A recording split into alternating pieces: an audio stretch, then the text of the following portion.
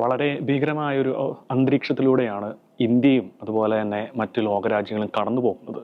ഒരു പ്രത്യേക വിഭാഗത്തിൽ നിന്ന് മാത്രം ഒരു ഡസൻ കണക്കിന് തീവ്രവാദി സമൂഹങ്ങളാണ് ലോകം മുഴുവനും വ്യാപിച്ചിരിക്കുന്നത്. ഇന്ത്യയിൽ മാത്രമായിരുന്നെങ്കിൽ ഒറ്റപ്പെട്ട സംഭവമായിട്ട് തീർന്നേനെ.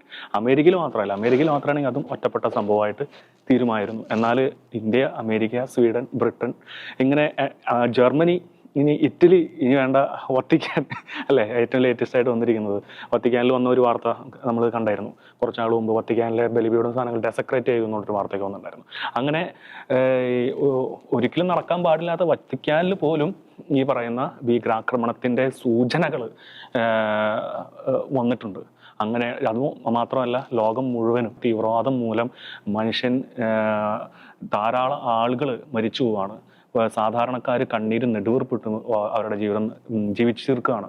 പ്രത്യേകിച്ച് നൈജീരിയ, ഈ ഇടയ്ക്ക് സുഡാനിലെ വാർത്തകൾ, എത്ര ആയിരം ആൾക്കാരാണ് അവിടെ മരിച്ചു വീഴുന്നത്. അതുപോലെ തന്നെ ഇനി ബാക്കിയുള്ള ഈ രാജ്യങ്ങളിലേക്ക് ഈ പറയുന്ന തീവ്രവാദ സ്വഭാവമുള്ള ആളുകൾ വളർന്നു വന്നുകൊണ്ടിരിക്കുകയാണ്.